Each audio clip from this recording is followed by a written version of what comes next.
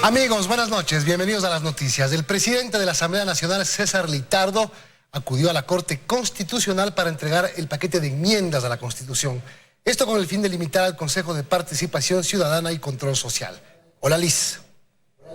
Hola Milton, amigos, buenas noches. A partir de que aboque conocimiento a la Corte Constitucional, tiene 45 días para pronunciarse sobre la constitucionalidad de la propuesta de la Asamblea. Con esta noticia empezamos 24 horas.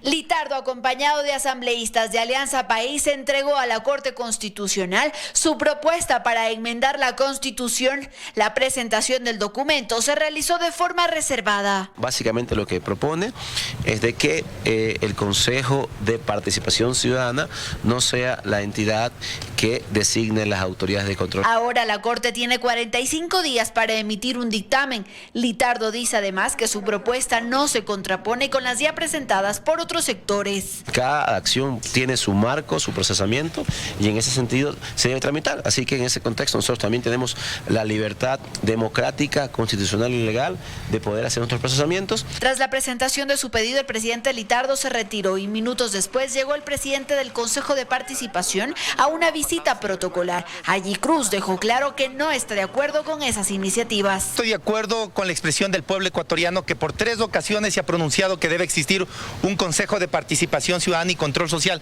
apartidista. Les invito a aquellos actores políticos que están en este momento en campaña de recolección de firmas y posiblemente con miras a las próximas elecciones, a que puedan ser parte de los equipos de veedurías que necesita el país, a que puedan ser parte de la construcción de observatorios ciudadanos para dar respuestas a corto plazo. Ahora todo dependerá del tiempo en el que se tomen las decisiones, pues hay 2 propuestas que buscan eliminar el Consejo y otra que busca limitar sus funciones. En Quito, Andrea Samaniego, 24 horas. El gobierno se apresta a contraer $400 millones adicionales de financiamiento externo con garantía del Banco Interamericano, como el primer bono social de América Latina para nutrir el fideicomiso para vivienda de interés público y social. El ministro de Economía hizo varios anuncios generales en el marco de las decisiones que quiere adoptar el gobierno con cambios legislativos estructurales y decisiones propias del Ejecutivo, como la contratación de un nuevo financiamiento externo con garantía del BID para un objetivo específico del gobierno. Para emitir el primer bono social de América Latina por el lado del BID. Esta operación se cerrará ya en las próximas semanas. Nosotros esperamos que esté lista para mediados, finales de octubre. Es una operación de $400 millones a una tasa menor al 6%, a 15 años plazo. Esa ya es con el mercado, no es con los multilaterales, tiene una garantía de los multilaterales, y lo que va a permitir este financiamiento de $400 millones es alimentar el fideicomiso que tenemos de vivienda de interés social y vivienda de interés popular. Entre los cambios legales que persigue el gobierno está el fortalecimiento y especialmente el control de las empresas públicas, dijo, y puso un ejemplo. Fíjese que hoy las empresas públicas, que son empresas enormes, ni siquiera están controladas por el Servicio de Rentas Internas. También anunció que se buscará cambiar la presupuestación pública para que la iniciativa sea del gobierno central a través del Ministerio de Economía y no desde las entidades del Estado como funciona actualmente. Eso no está bien, tiene que funcionar a la inversa, sobre todo en un proceso de consolidación fiscal. Es el Ministerio de Economía y Finanzas que en función de los recursos existentes y potencialmente financiables tiene que decir, esto tenemos para gastar. Dijo que el contenido específico de los proyectos de ley los anunciará el presidente de la República y cerró su exposición precisando que de los $10.200 millones del programa económico con el Fondo Monetario Internacional y los multilaterales, hasta julio de este año, el país ha recibido $2.281 millones y cuantificó el ahorro del Estado por la reducción de los subsidios a las gasolinas. A la fecha, un total de $432 millones de ahorro. Esto es positivo para el país, fue una buena decisión. Tal vez debíamos haber corregido los 2 tipos de combustibles desde un inicio. Son algunos datos y pistas de los cambios que persigue el gobierno en materia económica, que los dio a conocer en el marco del 5º Encuentro Iberoamericano sobre la Alianza del Pacífico. En Quito, Freddy Paredes, 24 horas. El 75% de los productos que componen la canasta básica en Ecuador están exentos del pago del IVA. Existe una propuesta desde la academia que apunta a aplicar un impuesto diferenciado reducido según el tipo de producto. Revisar el impuesto al valor agregado IVA es una de las cartas que en materia económica ha estado en la baraja del gobierno, pero a la que casi no se hace referencia. Las primeras inquietudes surgieron a partir de que el Fondo Monetario Internacional, como condición para hacer desembolsos, solicitó al gobierno revisar los impuestos indirectos. El impuesto al valor agregado es uno de ellos. La sola especulación sobre el tema generó rechazos desde diferentes sectores políticos y empresariales. Pero veamos algunas cifras. Solo en julio de este año, por concepto de IVA, se recaudó 404,8 millones de dólares. 14 millones por debajo de las expectativas del Servicio de Rentas Internas. Este escenario se atribuye desde el empresariado a una desaceleración del consumo en los hogares ecuatorianos. De ahí que apoyan ciertos aspectos de las reformas económicas, que apuntan a la simplificación tributaria y a la reactivación económica. En torno al tema han surgido algunas propuestas desde la academia. El Centro de Investigaciones de la Escuela Superior Politécnica del Litoral, ESPOL, propone, por ejemplo, aplicar un esquema de IVA diferenciado, como ocurre en países como Uruguay o Colombia. El análisis señala que la tasa del IVA en el país es estándar, que no varía según el producto, pero esto no significa que sea lo ideal o lo justo. Además, indica que el IVA es un impuesto regresivo porque los hogares con distintas capacidades de consumo, ricos y pobres, pagan el mismo porcentaje. Esto afecta proporcionalmente más al consumo de los hogares con menores recursos, señala. En Ecuador, el 73% de la canasta básica está exenta de este pago. No lo hacen, por ejemplo, transporte, educación, comida adquirida en el supermercado ni medicinas. Otro de los aspectos que se analiza es que, en comparación con la región, Ecuador está por debajo de la media en este impuesto. Según datos del Centro Interamericano de Administraciones Tributarias, el promedio regional es del 15%. En una lista de 18 países, Ecuador se encuentra entre los 5 que menos IVA pagan. En Venezuela y Guatemala, el 12%, al igual que Ecuador.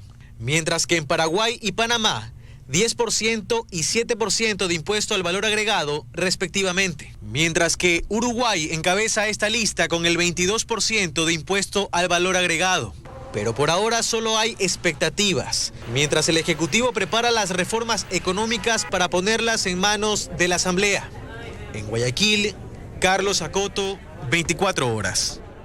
El proyecto de reforma al Código del Trabajo que debía llegar a la Asamblea Nacional hace varios meses todavía no tiene fecha de envío.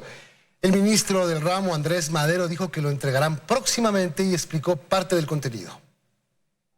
Cuando falta una semana para que se cumpla otro de los plazos establecidos por el Gobierno Nacional para el envío a la Asamblea de la reforma laboral, todavía no hay una fecha en concreto. ¿Por qué demoraron tanto? Ustedes dijeron inicialmente hace varios meses, después, luego la vacancia legislativa. ¿Cuándo llegará? Bueno, acabamos de pasar la vacancia legislativa y en los próximos días estoy seguro que el Ejecutivo planteará ya la reforma directamente a la Asamblea. No hay fecha todavía. También está previsto que el Ejecutivo envíe reformas a leyes tributarias y monetarias. El ministro de Trabajo evitó responder acerca de si será un solo cuerpo o varias leyes. Responde directamente al tema de Ejecutivo Central para hacer esa puntualización. Y sobre el contenido de la reforma laboral, el ministro Andrés Madero puntualizó los temas clave. Es simplificación de trámites, en el tema de inclusión, equidad de género, estamos trabajando también en dinamismo, el contrato de emprendimiento, ampliando el contrato de obra o giro determinado del negocio, contratos que son los que actualmente es más requeridos. Durante las negociaciones con los representantes de los trabajadores y de los empleadores, ellos manifestaron la intención de cambiar las horas de trabajo. Esto responde el ministro. Hoy nuestra legislación ya establece una jornada laboral y que el Estado no va a cambiar esa jornada laboral, que es de 40 horas semanales, una jornada ordinaria de lunes a viernes de 8 horas diarias. También desde los sectores empresarial e industrial del país solicitaron celeridad en el envío de estos trámites. Se deben enviar estas reformas de una manera urgente. Las declaraciones del ministro Madero fueron en el marco de la presentación de 3 de los 35 beneficiarios de la modalidad de teletrabajo en una empresa en Quito. Esta nueva forma de trabajo aumenta la autonomía de nuestros colaboradores. Esta modalidad también se incluye en las reformas laborales que deberán llegar a la Asamblea Nacional. En Quito, María Gracia Costa, 24 horas. La fiscal general Diana Salazar notificó el cierre de la instrucción fiscal del caso Sobornos 2012-2016, una disposición que se da a tan solo días de que se sumaran los testimonios anticipados de las procesadas Pamela Martínez, Laura Terán y del exdirectivo de Odebrecht, José Concienzao Santos, a la causa. 19 días antes de que concluyera la instrucción fiscal dentro del caso Sobornos 2012-2016, la fiscal general Diana Salazar, a través de un impulso emitido cerca de la medianoche de lunes, notificó el cierre de la misma y solicitó a la jueza nacional Daniela Camacho señalar día y hora para que se desarrolle la audiencia evaluatoria y preparatoria de juicio.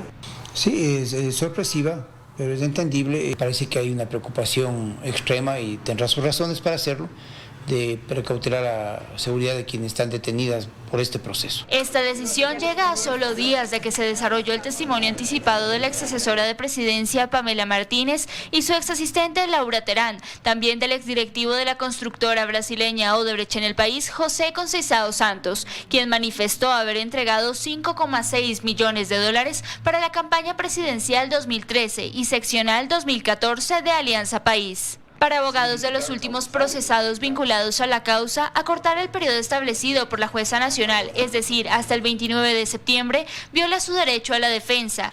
La actuación de Fiscalía es una actuación arbitraria que pretende dejar en la indefensión a las partes procesales, porque fuimos vinculados apenas hace un mes. Este caso, que inició la primera semana de mayo, suma 26 procesados por los delitos de asociación ilícita, tráfico de influencias y cohecho, entre los cuales se encuentra el expresidente Rafael Correa, el exvicepresidente Jorge Glass, la exministra de Transporte María de los Ángeles Duarte, el exsecretario jurídico de la presidencia Alexis Mera y el exsecretario de la Administración Pública Vinicio Alvarado. 10 de los 26 cuentan con medida cautelar de prisión preventiva. En Quito, Daniela Valencia, 24 horas. Entre 6 jueces de las salas penales de la Corte Nacional de Justicia se escogerá el tribunal que actuará en el caso Sobornos. Tras el cierre de la instrucción fiscal y luego de la decisión de la jueza Camacho, serán ellos quienes juzgarán. Son 7 los jueces entre los que se escogerá el tribunal que finalmente será el que decida en el caso Sobornos 2012-2016. Pero de esta lista hay que dejar fuera a Daniela Camacho, la magistrada que actualmente lleva el caso, por lo que las opciones se reducen a 6. Entre estos magistrados está el juez Luis Manasés Enríquez Villacrés, quien ha actuado en casos destacados como el caso Odebrecht. Llamó a juicio a Carlos Polit y a su hijo. Fue el juez que declaró prescrita la pena de 1 año de prisión que pesaba contra Clever Jiménez y Fernando Villavicencio. Pero también junto al juez Edgar Flores formó parte del informe de la Mesa de la Verdad por emitir sentencias en el caso 30S. Luis Enríquez fue cuestionado por la Fiscalía, la Contraloría y la Procuraduría, tras sustituir la prisión preventiva de Alexis Mera y dictar arresto domiciliario. La Judicatura incluso dispuso se inicien sumarios. Dentro de las opciones para conformar el tribunal está también la jueza Silvia Jimena Sánchez Insuasti, quien convocó a juicio por peculado al exministro Walter Solís. Declaró la validez del proceso contra Fernando Alvarado y lo llamó a juicio, pero fue cuestionada luego de la fuga de Alvarado al ser ella quien determinó el uso del grillete electrónico. Entre los magistrados está también Miguel Antonio Jurado Favara, el juez que ordenó prisión preventiva contra el ex vicepresidente Jorge Glass. Llevó también el caso Valde y como fiscal actuó en el caso 30S. Jurado es uno de los magistrados que, según la Judicatura, no dispuso levantar su sigilo bancario dentro de la evaluación que realiza la entidad. Entre las opciones está también el magistrado Edgar Wilfrido Flores, parte del tribunal que ratificó la sentencia en el caso Petroecuador. Actuó también en el proceso contra Alexis Mosquera. Ordenó abrir una investigación en contra del perito por posible fraude procesal en el caso Olavini. Presidió el tribunal que condenó a Jorge Glass. Ratificó la condena por cohecho contra Carlos Pareja y salvó su voto en la sentencia contra Carlos Polit. Junto a Luis Enrique formó parte de la Mesa de la Verdad por emitir sentencias en el caso 30S y por su voto también fue cuestionado al sustituir la prisión preventiva que pesaba en contra de Alexis Mera. Luego de la decisión de Daniela Camacho en la audiencia preparatoria de juicio en el caso Sobornos 2012-2016, serán los magistrados del tribunal que se conforme los que decidirán. Jueces que actualmente atraviesan la evaluación que lleva a cabo el Consejo de la Judicatura. Dayana Monroy, 24 horas. El exministro de Hidrocarburos Carlos Pareja Yanuseli enfrenta su 5º juicio, esta vez por el delito de tráfico de influencias. En el segundo día de esta jornada, la Fiscalía presentó testigos encaminados a comprobar irregularidades en la firma de 3 contratos para la refinería de Esmeraldas. Nuevamente un tribunal penal resuelve un caso relacionado con la trama de corrupción de la estatal Petroecuador. Por quinta ocasión, el exministro de Hidrocarburos, Carlos Pareja Yanuseli, a través de videoconferencia enfrenta a la justicia, esta vez por el delito de tráfico de influencias relacionado con la firma de 3 contratos entre principales y complementarios para la refinería de Esmeraldas, caso en el que también están procesados 5 funcionarios y exfuncionarios. En el segundo día de juicio, Fiscalía continuó con la presentación de testigos, peritos y auditores que analizaron o participaron en la ejecución de un examen especial de los contratos firmados entre 2013 y 2015 por la compañía. Eso nosotros vamos a contrarrestar documentadamente indicando los informes y memorándums por medio de los cuales se llevó a suscribir estos contratos. Según el fiscal Alex Castillo, sin observar su experiencia o legalidad, se favoreció a la empresa Legadoil con contratos para la reparación de rotores y turbinas y la provisión de un sello seco para la refinería de Esmeraldas. Como máxima autoridad, Pareja Yanuseli suscribió los documentos. Y ahora se pretende criminalizar el hecho de cumplir funciones en Petroecuador y suscribir contratos se pretende decir que es un delito. De que estamos demostrándole a la Fiscalía y al Tribunal la inocencia de los procesados. Carlos Pareja Yanuseli enfrenta 4 sentencias relacionadas con la trama de corrupción en Petroecuador. 5 años por cohecho, 6 por asociación ilícita, 10 años por enriquecimiento ilícito y 10 más por peculado. Además, existen 28 indagaciones pendientes en su contra. En Quito, Daniela Valencia, 24 horas. Otro tema, el robo a personas es el delito que se comete con mayor frecuencia en el país. En este año, 20.000 casos han sido denunciados a escala nacional. Las autoridades sostienen que trabajarán en conjunto con los municipios para buscar frenar la delincuencia. Son varios los barrios que se han organizado para combatir a la delincuencia, que según la ciudadanía, cada día aumenta y se perfecciona. Esto es terrible, ya tenemos que cambiar. Nosotros estamos aquí luchando por la libertad de poder caminar por las calles tranquilamente. De acuerdo a datos proporcionados por el Ministerio de Gobierno, el robo a personas es el delito que se comete con mayor frecuencia a nivel nacional. Entre enero y agosto del 2018 se registraron 18.000 casos en todo el país, mientras que en el mismo periodo de este año la cifra ascendió a 20.000, aunque en realidad el número puede ser mayor, pues de estos son solo los casos que se denuncian. Las bandas criminales, organizaciones que son detenidas, siempre queda 1 o 2 residuos de esa banda que al no estar ya agrupadas se dedican a atacar a personas para sustraerles un celular, una mochila, una computadora. Desde el gobierno sostienen que trabajan en varias estrategias para reducir los niveles de inseguridad.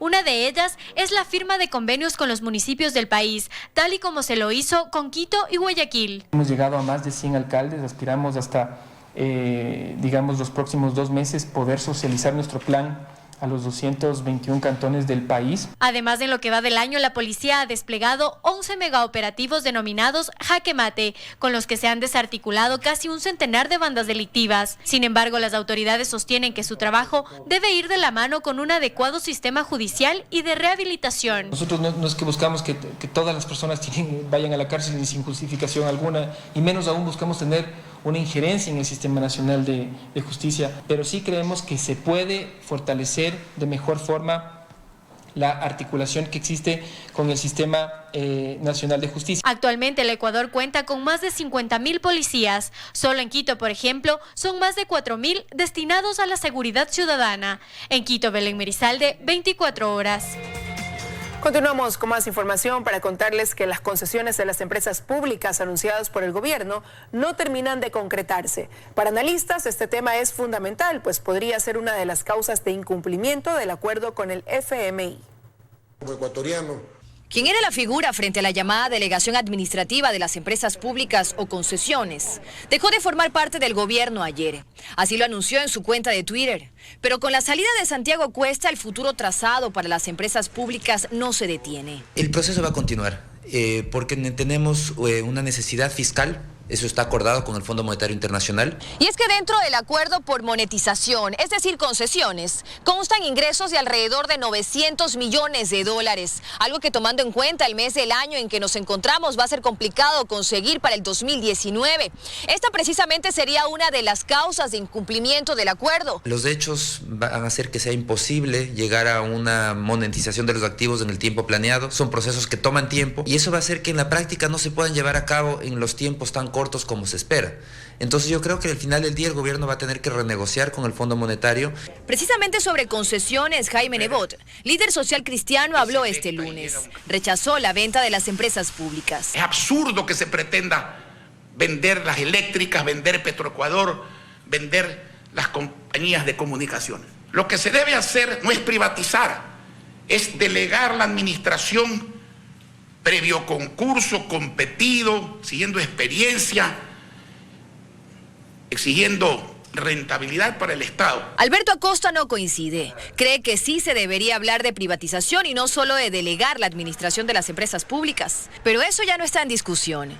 Asegura que en lo que debe centrarse la persona que ahora ocupe la misión que tenía Cuesta, si bien avanza contra el tiempo, es en hacer todo bajo planificaciones técnicas estrictas. Hay que ir en esa dirección, pero hay que ir con muchísimo cuidado, porque también puede ser un campo de corrupción gigantesco. Dayana Monroy, 24 horas. La Comisión de Relaciones Internacionales de la Asamblea aprobó el informe sobre la denuncia de UNASUR. Con esto, el Pleno de la Asamblea deberá decidir sobre la salida de Ecuador de este organismo regional.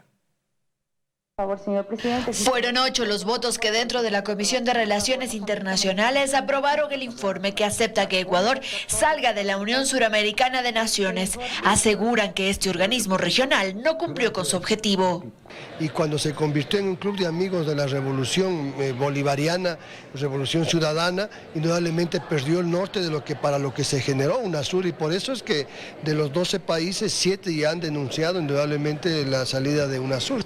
Si el Ecuador quiere darle al mundo una visión diferente de lo que ha sido su planteamiento político y económico de los últimos 12 años, esta es una muestra importante.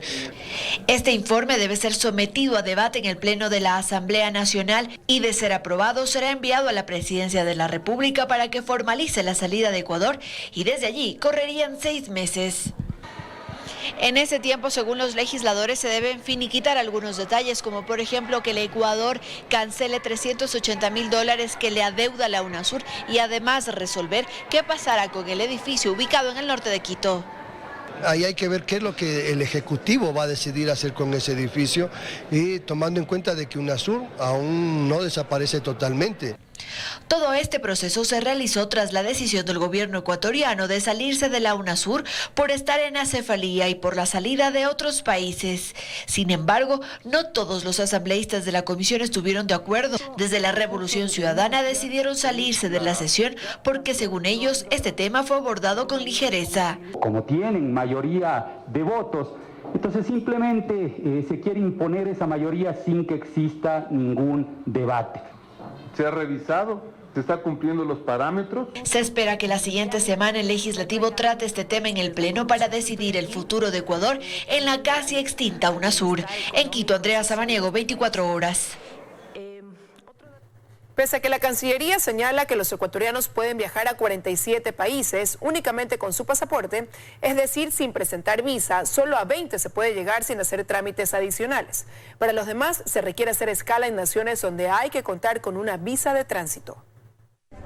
Hoy por hoy son 47 los países a los que los ecuatorianos pueden viajar sin necesidad de tener visa, de acuerdo con lo publicado por la Cancillería. Una buena noticia, considera la abogada experta en asuntos migratorios Irene Valencia. Por supuesto, cuando ya existe convenios establecidos y sobre todo ya hay un anuncio oficial por parte de la Cancillería ecuatoriana, son temas ya relacionados y reales que permiten el día de mañana que los ciudadanos ecuatorianos vayan. De hecho, en el último año 3 nuevas exenciones se han anunciado. Para Guatemala, destino importante sobre todo para profesionales internacionales. Son estudiantes, personas que van por capacitaciones o congresos que requieren ir a este país, sí ha favorecido. Para México, el paradero turístico. El ecuatoriano va mucho para México. Desde que nos quitaron la visa ha sido algo muy bueno para el turismo. Yo podría decirle que un 80% como destino preferencial. La más reciente fue Antigua y Barbuda, uno de los países más pequeños del mundo, conformado por 2 islas del Caribe, al que se llega haciendo 1 o 2 escalas aéreas en países de tránsito, de los que al menos uno sí exige visa a los ecuatorianos. Y es que eso es lo que pasa con el 57% de los destinos exonerados. En países lejanos, por ejemplo, implica que tienes que pasar por puntos de conexión, porque no hay vuelos directos a lugares tan lejanos. Vamos a suponer que fuera para la China. O vas por Los Ángeles, o vas por Miami, vas por Nueva York,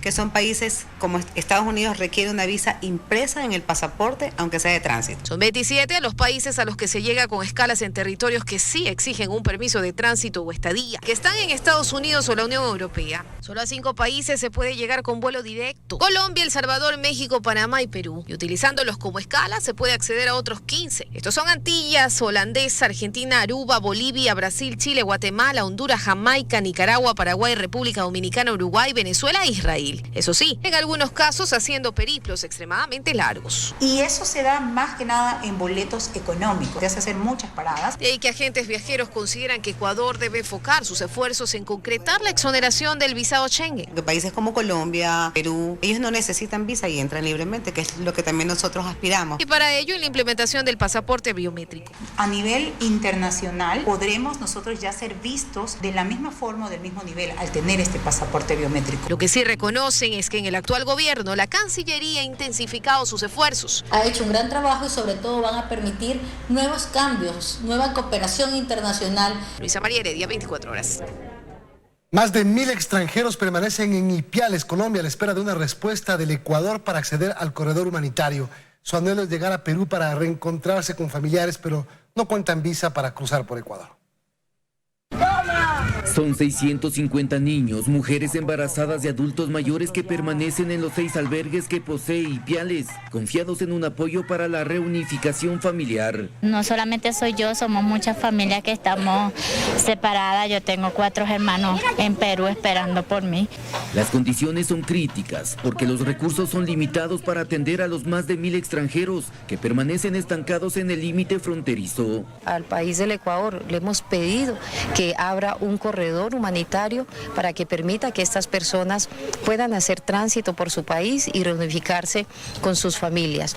Se estima que más de un centenar de migrantes ingresaron a territorio ecuatoriano de manera irregular desde la implementación de la visa, mientras que un promedio de 50 lo hacen diariamente de manera legal, pero aún hay más que siguen llegando. La Policía Nacional reportó 6 buses que llegaron al municipio de Ipiales, alrededor más o menos de 178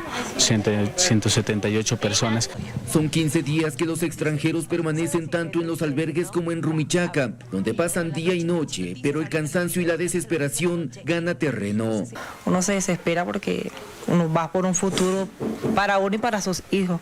La mayoría intenta llegar a Perú, pero no cuentan con la visa para ingresar a Ecuador como país de paso. Yo tengo trabajo allá, gracias a Dios, pero la situación de la tranca, como no tengo la visa, no nos dejaron pasar. En los albergues reciben alimentación y atención médica, pero hay problemas por desabastecimiento de agua. En Ipiales, Colombia, Jairo Jacome Ortega, 24 horas. Hay preocupación en las comunidades que se ubican cerca del estero Mojahuevo, en la provincia del Guayas, debido a que el afluente está seriamente contaminado. El municipio de Yaguachi, el Ministerio de Salud y la Prefectura emprenden acciones para determinar responsables.